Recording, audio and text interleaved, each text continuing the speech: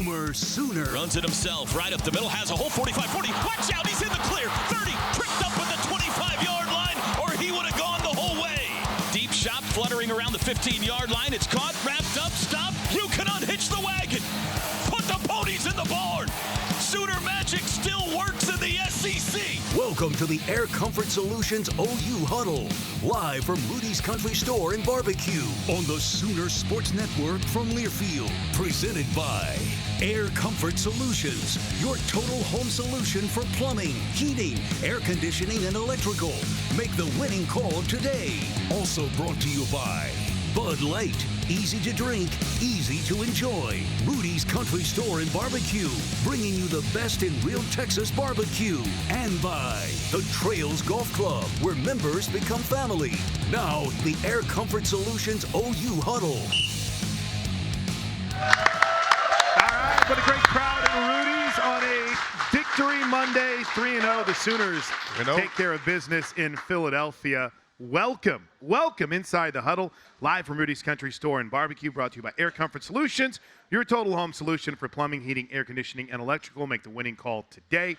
For the next hour, we got a breakdown of the win over Temple and a preview of a big one Saturday against Auburn. And then in hour two, Brent Venables joins us for Sooner Sports Talk Live here at Rudy's. Allow me to introduce our esteemed panel.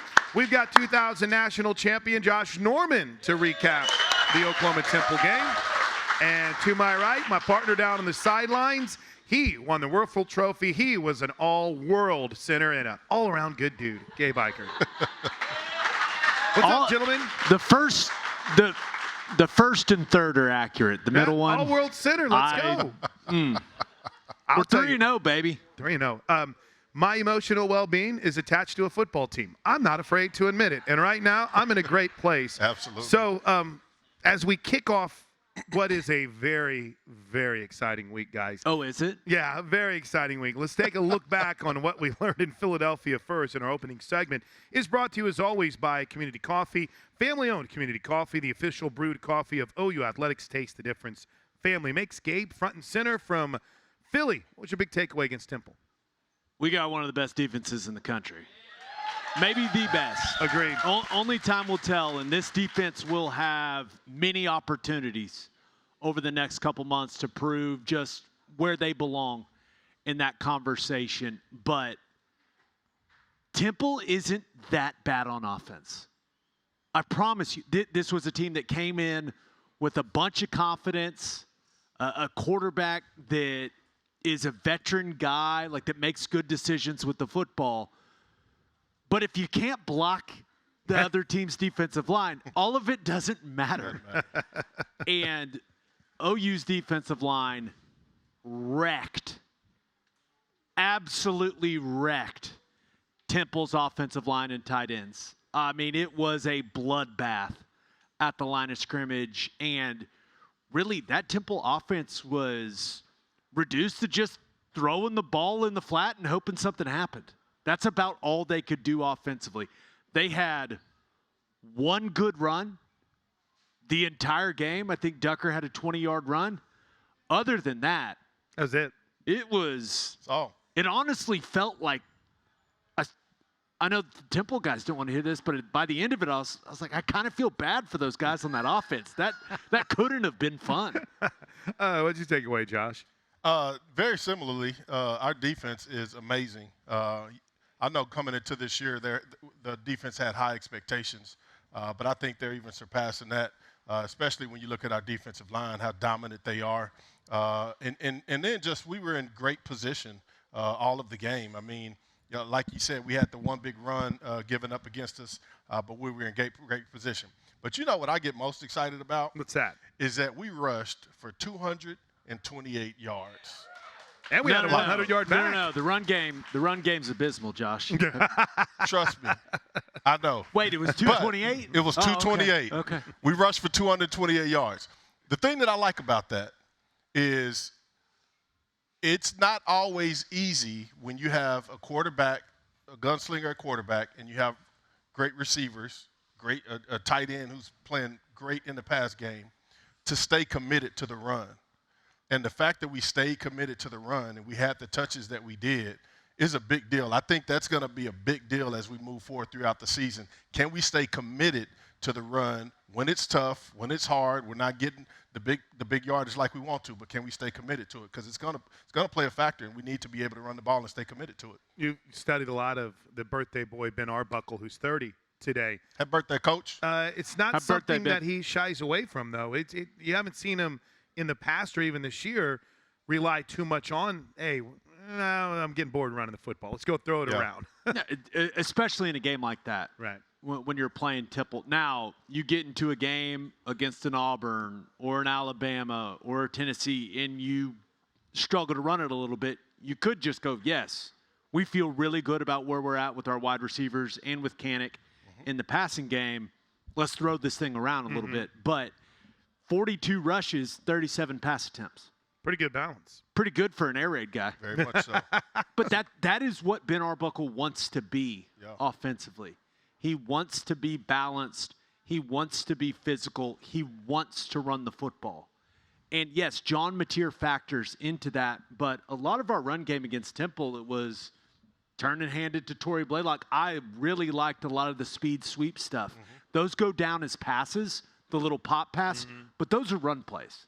Those are run plays, and I thought those were extremely effective, getting it in Deion Burks' hands. Isaiah Satania, Josh, he looked fantastic on those plays. I love the way we're distributing the ball on offense. Everybody's getting an opportunity. I feel like he's doing a great job of finding our playmakers and finding ways to get them the ball, whether it's through, perimeter screen game, jet sweeps, hitches, crosses, deep digs, and throwing the ball down the field. We're doing a great job at doing that. But again, the fact that we had 42 rushes, that's a big deal. No, we're not performing and executing at the level that we would like on a consistent basis. But man, that's part of the process. Just keep drilling it, keep getting those reps in, especially game reps. And I feel like it's going to play a huge factor as we move into conference play. One of the things I talked about coming into the Temple game was it felt like we had our 5 offensive linemen established. And now you could start working on, okay, what's our run plan for these 5? Well, Michael Fasusi doesn't play. And now he was running all over the field with a walking boot on. And I kind of looked at it, I was like, what are you doing, man? He was resting up for Auburn, man. No, it was, you could tell. I think if the opponent would have been different, he would have played. He would have played. But it's one of those things where I was hoping we'd get to see those 5 guys continue to progress together, and that's just not something we got to see. Plank, even though Logan Howland is an absolute luxury to have, a guy that can go in at either the right tackle or the left tackle spot and play at a high level. So, but I'm hoping that we see Fasusi back and we can get that offensive line that played so well against Michigan back out on the field. Now, we'll talk about John Mateer and the SEC Freshman of the Week, Torrey Blaylock, throughout the show tonight. We're going to talk about Isaiah Satania. But one of my big takeaways, I wrote this down so I wouldn't screw it up. On a BYOJ day, the Sooners went out and TCOB'd. On a Bring Your Own Juice day, the Sooners went out and took care of business. I know, right? My gosh. That's why I had to write it down so I wouldn't screw it up. But yeah, you're right. I got there. I got it right. No, I got it. You're spot on with that point. And I didn't get a chance to say this last week, but that was going to be one of my points, was that what I wanted to see going into this game was that we played according to our standard and not according to our opponent's standard. Yep. And that's been something that we struggled with in past years. But for us to go out and dominate the way that we did, we could have executed a lot better on the offensive side. But for us to go out and handle business the way we did, road trip, business trip, whatever you want to call it, for us to do that says a lot about the character of this team. To start the game, Temple takes the ball. We want the ball. We're going to go down and score. Oh, they took that? They took the ball. We want the ball. Is how the quarterback said it. We want the ball. We want the ball. All right, man. 3 and out, 8-play drive, touchdown. Very well executed. 2-point conversion. Let the guys have some fun. That game was over that quick. It was. Once I saw the defense take the field and the bloodbath that occurred in those 3 plays at the line of scrimmage, and then our offense just methodically drive the ball down the field, score a touchdown. It was one of those where, okay, this team, they understand the assignment, and they have arrived in Philadelphia with the proper mentality. I didn't want to say shout out to Sooner Nation. I know for many of you here, if you didn't make the trip and you watched it on TV, it wasn't your typical OU football game. It was a home game, man. What do you mean? It was a weird environment. Took that thing over. And Sooner fans traveled. They were loud. They owned Philadelphia and the area around the team hotel and beyond. And it was just, I mean, we get to get up their parts very often up in the Northeast. But when you realize something, guys, Sooner Nation rolled deep. And there were so many people. I think Toby sent a note out that it was like 32 different states that were represented. Oh, wow. As That's Oklahoma awesome. fans, which was pretty awesome. Do you think the actual Temple fans were surprised we didn't arrive on horses? Yeah, it's like, what are these guys doing? Wait a second. Where's the cowboy hats at? They take buses just like us. I thought you guys just went on dirt roads. And listen, while we're at it here in the opening segment, how about a big tip of the cap to the St. Joseph's Pep Band? One of the coolest things I think I'd ever seen. There's only, I mean, again, we're a little spoiled. The Pride is amazing. Brian Britt and his crew are rock stars, and they get out and they span the whole field, and the drum major comes out and he's tilted back. They had like 20 people, okay? They had like 20 dudes up there, and they were playing their hearts out. There were Sooner fans around him. Joe C. went up to thank him. They probably got Temple mad at him because they got that conclave of different schools that are up there. You interviewed the band director on the radio broadcast, and that guy could not have been more excited. It was great. I made it. I had to go. It was awesome. I had to go back up there, and I was like, just checking. Woody Glass said, double check and make sure they know what we do after the game. So I went back up there, and I'm like, hey, you guys understand the alma mater and everything? He goes, yes, sir, we understand. We got it. He goes, now, do you consider it more on a 1, 2, 3, 4 beat? I'm like, dude, I have no idea what you're doing. But y'all just keep being awesome up there? No, in that situation, you have to go, yes. Yes, that's exactly what I did. That's exactly how it is. Hey, listen, I do want to talk about a player. I want to get some highlights for the fans before we get our first break here on the Huddle. How about John Mateer? You know, odds-on favorite now for the Heisman. A long way to go, but he was outstanding. 20 of 34, 182 yards, 51 yards. Broke it big time. John Mateer, how about him on Saturday game? It was it perfect? No. Could he have made some? Does he want a few throws back? Sure. Do we still have the best quarterback in college football in Crimson and Cream? The answer is yes. Yes, we do. I will continue to say it every week. Give me John Mateer over any other quarterback in college football. He's excellent. I mean, I agree with that. You know, I'm extremely picky. I will say that. Ooh. Oh. I am. I'm interested. This is the reason that I'll ride with him. Is because of the intangibles that he brings to the field, like his competitiveness, his fight, his tenacity. Like those things are things that we absolutely need to continue to drive this offense. When things break down, when things aren't going well, he's a guy who not only is going to make the play, he wants to make the play. He wants to be the guy to make the play, but he's not doing it in an arrogant and selfish way. He's doing it in a way because he understands what the team needs, and he's going to bring that. That's the reason I agree with you. He is the best quarterback in college football at the moment. And he's got some wheels. Look at him. Yeah, John Mateer. Roll, man. Great game for him. And his knees up. Yeah, good running for him. It's like, is he a sprinter? The 51-yard touchdown run has to be the easiest touchdown he's ever scored in his life. Right. I mean, the size of the hole on that play was ridiculous. Yeah, and I know we're up against it, but just... Oh, no, he got hit. Let's all freak out. He's a football player. People calm down.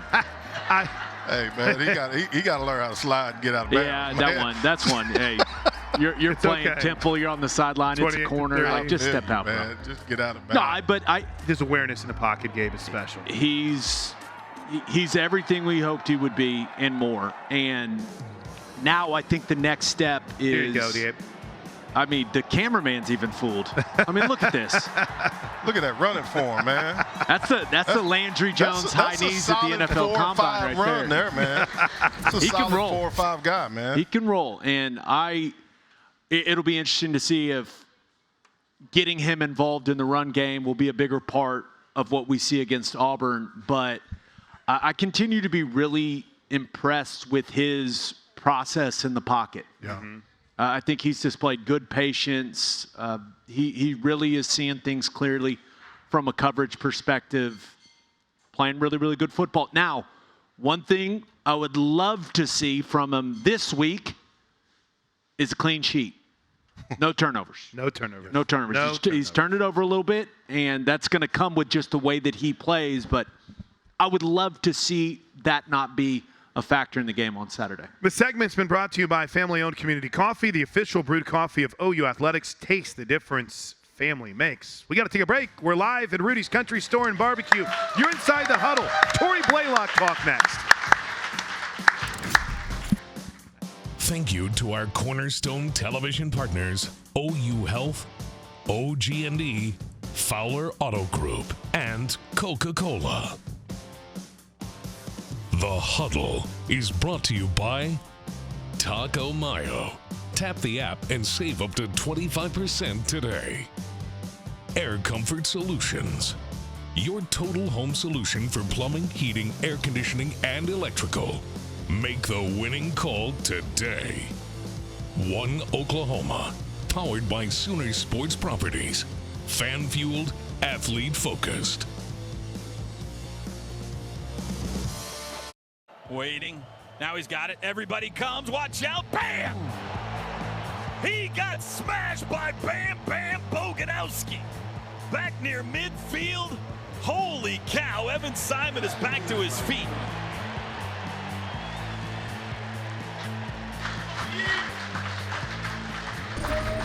Welcome back to Rudy's Country Store and Barbecue. You're tuned into The Huddle. It's, as always, presented by Air Comfort Solutions, your total home solution for plumbing, heating, air conditioning, and electrical. Make the winning call today. Josh Norman, good to see. What did Toby call him? Bam Bam Boganowski? Bam Bam. Yeah. Bam Bam Bogan. Michael Boganowski, he brings wood, it. Man. Yeah. It was cool to see that, man. Youngster getting in there and seeing what we used to see in practice and hitting guys in the mouth. And, yeah, man, that's fun. There were so many times that we had 3 or 4 guys on the quarterback or running back in the backfield. Yeah. Like most of the time. Most of the time, no question. That's dominance there, man. That's a beautiful thing, man. That's the type of defense you want to see. 5, 6, 7 hats on the ball, wherever it is on the field, but especially in the backfield. One of the things that I loved seeing from our defense was Temple throws a lot at you offensively. A lot of shifts, a lot of different motions, a lot of things trying to distract you pre-snap and challenge your adjustments, challenge your keys. There were, from what I could tell, very, very few issues when it comes to communication. And, that was one of the questions going into the game. It's like, hey, this is their first road trip. How will they handle all that? It's different than playing at home. And Plank, I thought the defense handled all of it extremely well. 104 yards allowed, and some of them were late. Like I'm running out of nice things to say about this defense, which is a very good thing. I enjoy that. Currently, they sit 4th in the country in total defense, 2nd in passing defense, 4th in scoring defense, allowing a whopping 6 points per game. 4th in third down defense. They've only allowed 254 passing yards combined in the first 3 games. Through the first 3, that's the lowest since 1998. And only 1 touchdown allowed. One touchdown allowed. And they just lined up wrong. Yeah. It's just lined up wrong. That's exactly it. We fixed those issues this week. No points allowed either, Gabe, in the first or fourth quarter yet this year. Well, that's good. I like that. I hope that continues on Saturday, and we'll get to it. Yeah. A much bigger challenge, the biggest test yet, coming to Norman on Saturday with some of the skill players that Auburn's got. This segment is being brought to you by Taco Mayo. Tap the app and save up to 25% today.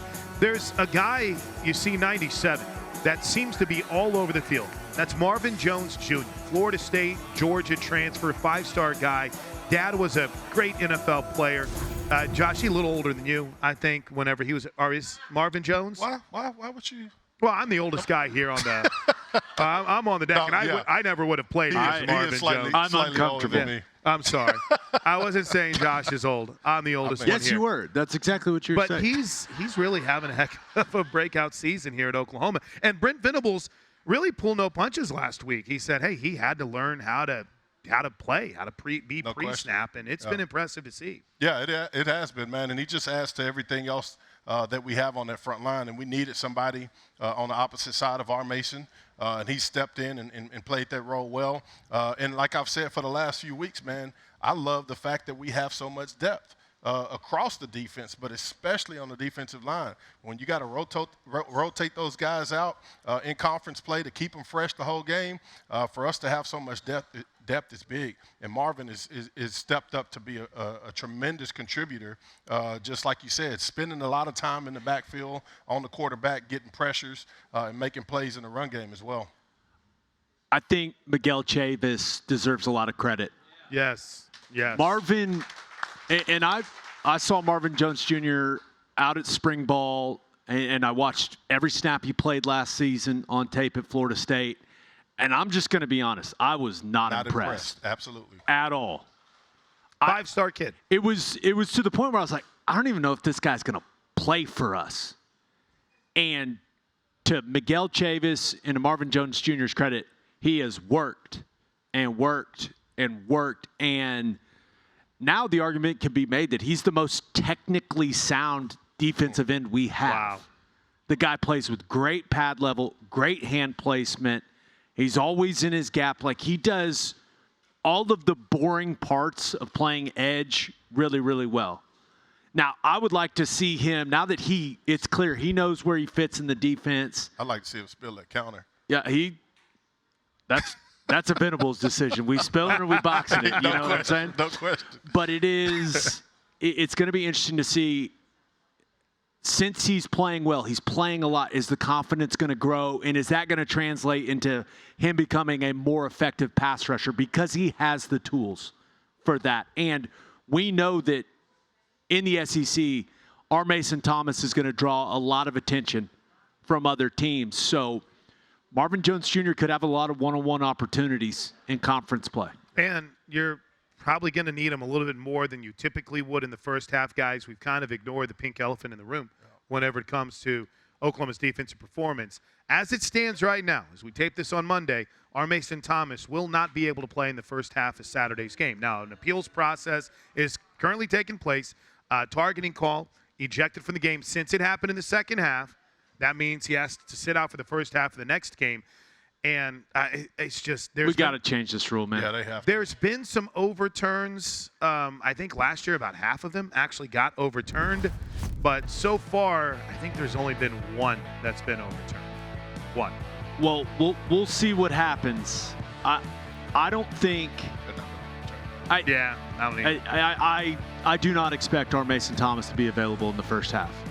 But the thing about it is there are entirely too many good football players missing halves or the rest of entire football games in college football right now. This rule's out of control. We saw it in the South Carolina game. Yep. Hey. And Lenore Sellers got knocked out of the game on that hit, and I didn't think it was targeting. Yeah. We saw it. Whit Weeks, LSU's best player on defense, that's going to bring it up. Goes out on the first series of the game because he tackled a guy. I mean, I believe targeting should be a penalty that essentially calls itself, where we all go, oh, like that guy tried to hurt that guy. Mm-hmm.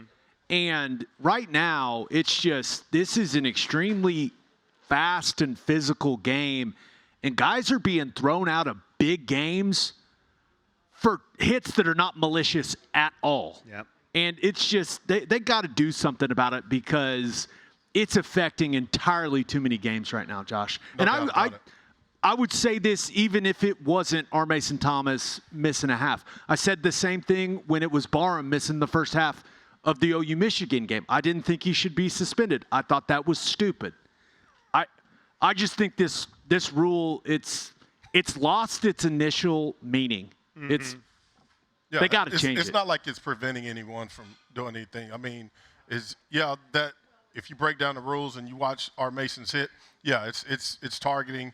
But was he actually targeting him to launch into his head? No, I don't believe that was the case. And so, I agree that the original intent has changed, and it's not really doing that's not going to prevent him from doing that exact same thing in another game. You know what I'm saying? And so, they do need to consider the change and make changes. Even if, if he was to do that same exact play, with 1 minute left in the fourth quarter, he would have to sit a whole half the next game? Mm-hmm.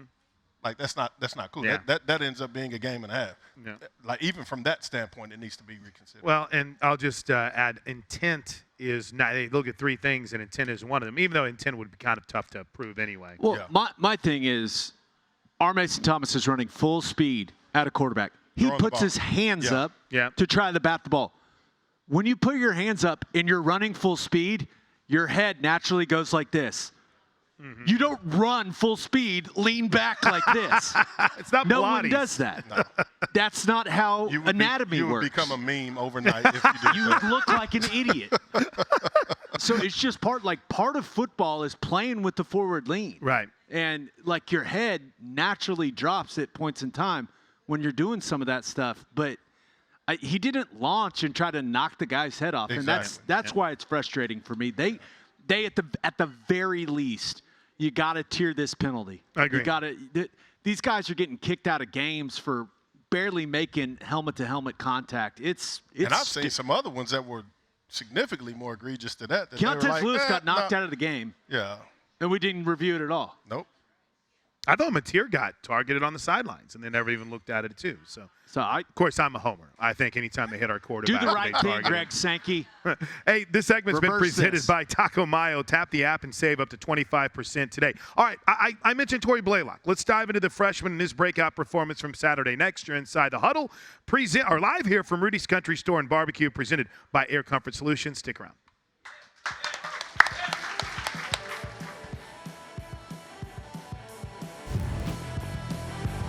The Huddle is brought to you by Riverwind Casino. It's always a good time. OU Fan Shop. The best place to gear up for game day is shop.soonersports.com. Sooner Kids Club. Log on to Soonersports.com/kids for information about joining the Kids Club, presented by OG&E and brought to you in part by Devon Energy.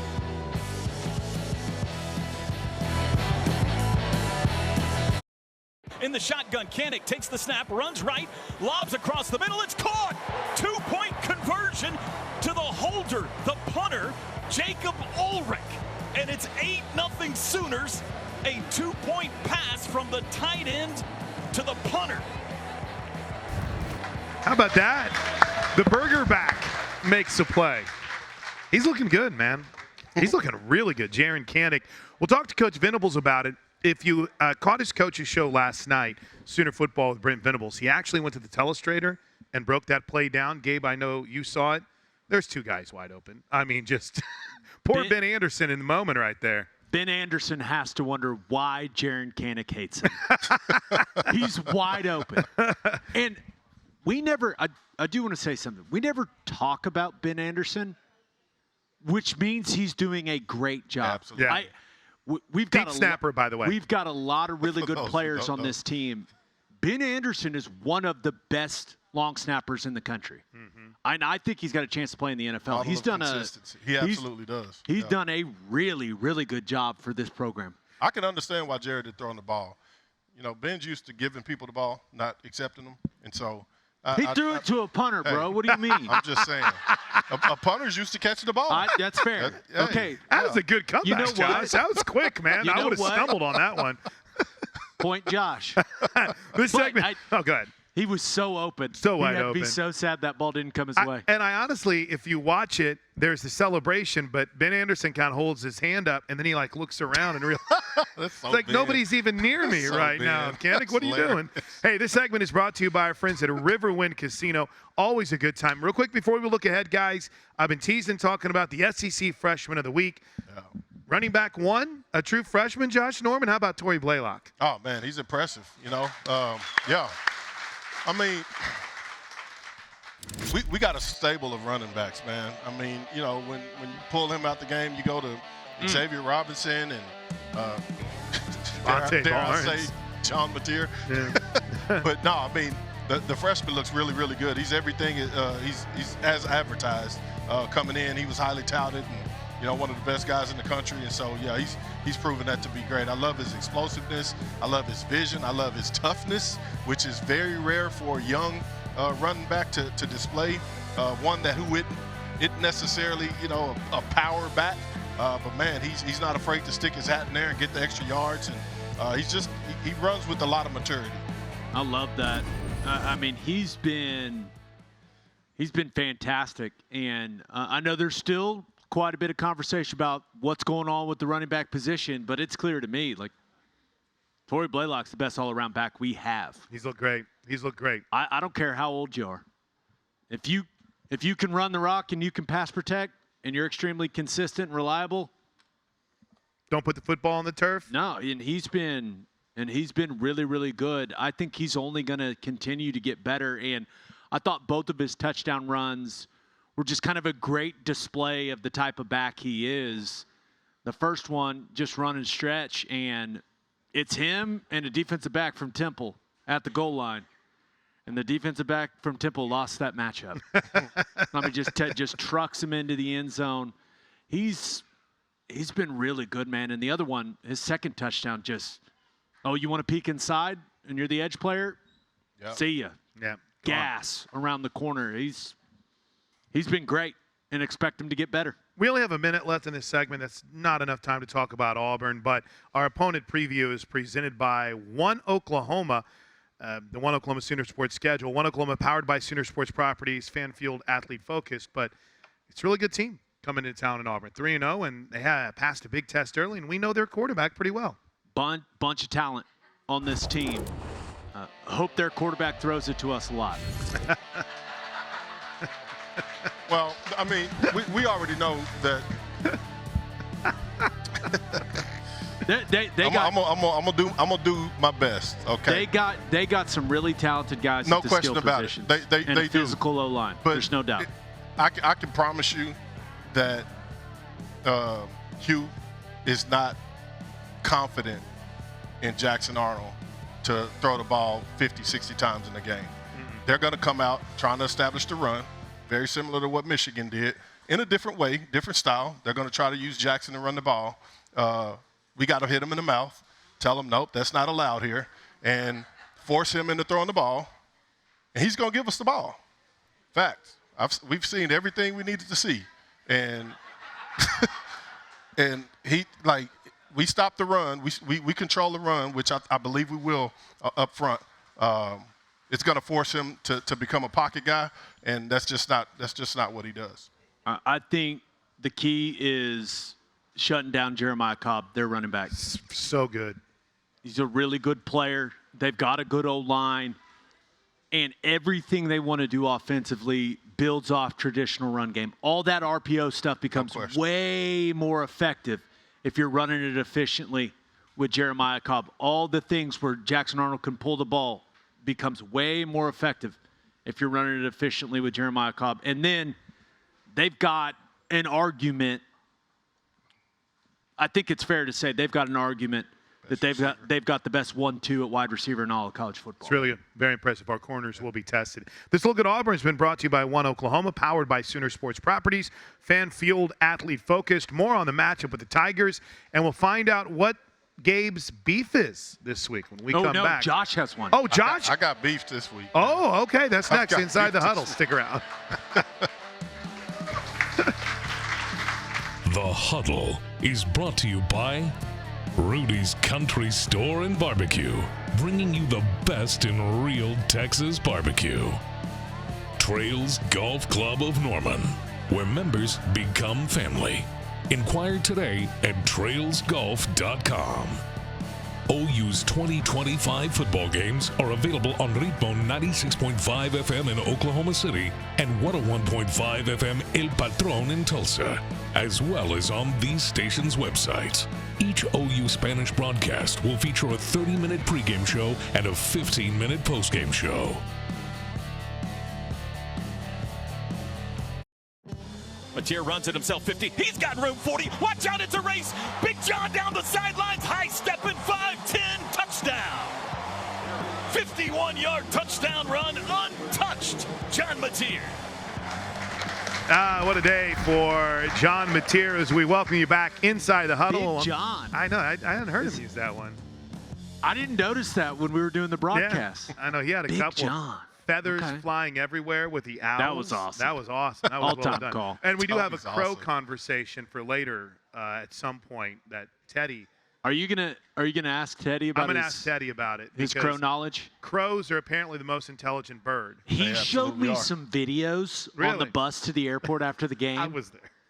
It actually, I think Crows it's are Ravens. really smart. Yeah, I had no idea. No clue. And apparently owls are kind of stupid. Yeah, but beasts. If you haven't seen an owl, they're beasts. All right, this segment is brought to you by Air Comfort Solutions, your total home solution for plumbing, heating, air conditioning, and electrical. Make the winning call today. All right, so Josh, you have the beef this week brought to you by Didier Ranch's premium ranch-raised beef. What's your beef? My beef is with Evan Simon, the quarterback Oh. with Temple. I know we're going backwards. We've moved on to Auburn, but let's Nah, take a it's step fine. back. Apparently, before the game, he said that he had been waiting on that game for a whole year, for one. He And didn't then- play against us last year. Exactly, he didn't. He was on sideline. And then he also said that he was looking forward to throwing like over 300 yards or something like that against us. He threw for a whopping 75 yards. That's not 300. Like, bro, like you got to be able to evaluate what you're up against. I know you got to be a competitor, but you got to have an honest talk with yourself and know what you see on camera and know what you see in practice. And you know, like that's my beef. Like, bro, don't stick your foot in your mouth, man. I understand we're competitors, bro. No, I understand that. it. I get it. But To he his knows defense. he knows what he's taking a snap behind every day in practice. Correct. To his defense, his coach, Casey Keeler, told Ted and I last week he wants unrealistic players. Oh, well, there you go. Nailed it. There you go. Yeah, Nailed it. he has it. He definitely has it, and he has it at a very high level. And so Why are you piling on this kid, bro? I don't know. He's probably in his I third was just eye. kinda- He was looking forward. He said he was looking forward to it for a year. Yeah. Yeah, he said he'd been looking to it for a whole could you year. imagine? Could you imagine? Looking forward to something for a full year and then it goes that poorly? that? Yeah. Hey. That'd be a bummer, man. Hey, like Josh Norman said, evaluate bummer. what you're up against is Yeah. the best Hey, way to man. look at it. Be honest with yourself. Didier Ranch's premium ranch-raised beef can be shipped anywhere in the continental U.S. Visit DidierRanch.com. That's DIDIER Ranch.com to order. Didier Ranch, tradition tastes better. Now, SEC's pregame show is coming to town, but game day is not. I don't think they typically go to the same place as closely as they were here for the Oklahoma-Michigan game. But they're at the Miami-Florida game, which I don't know if they watched Florida and LSU on Saturday night when they made this Oh, decision. my. But it's. I guess that's one of the more marquee games coming up this weekend in Miami, Well, Florida. That's a word for it.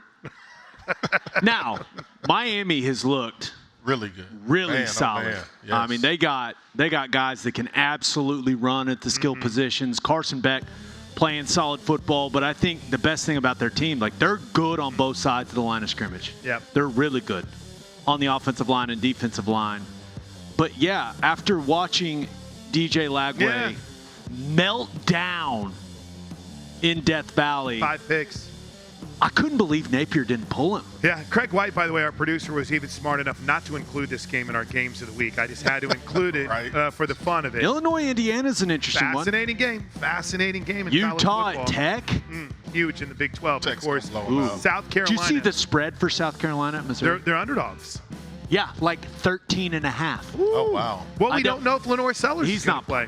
Yeah. He's not going to play. All right, Brent Venables coming up around the corner. When we come back, we'll put a wrap on the huddle. Stick around. You're live at Rudy's Country Store in Barbecue.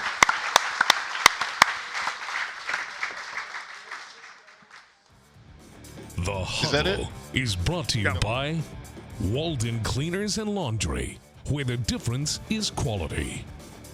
We want to thank all of our Sooner Radio Network affiliates across the state and region. Fans can check out Soonersports.com for an affiliate in your area.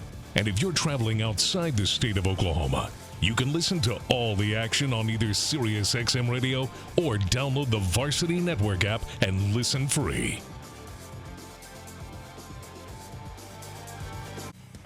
And he's got the football. He's going to throw. Back to pass. Under pressure. Hey, got it. Dynamite got it. Reggie Powers dropped in for a sack.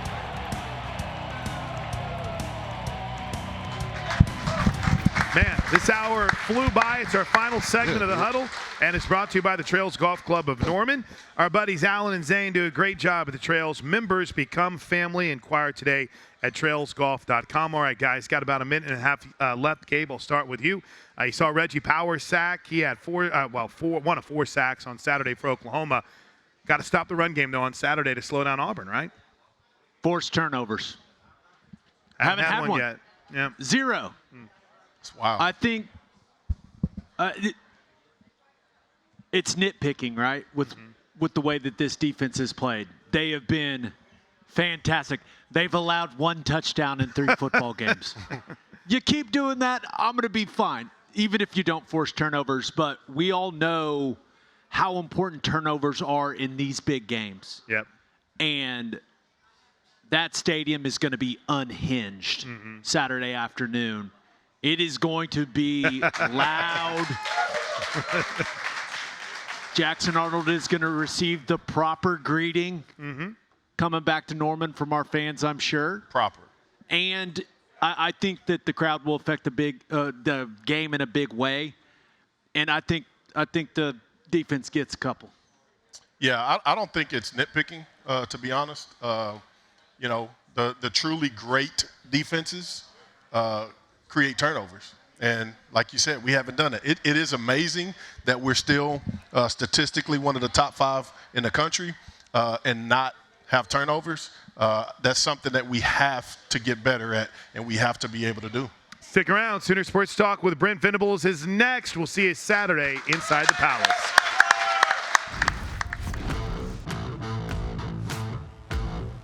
Live from Rudy's Country Store and Barbecue, the Air Comfort Solutions OU Huddle has been presented by Air Comfort Solutions, your total home solution for plumbing, heating, air conditioning, and electrical.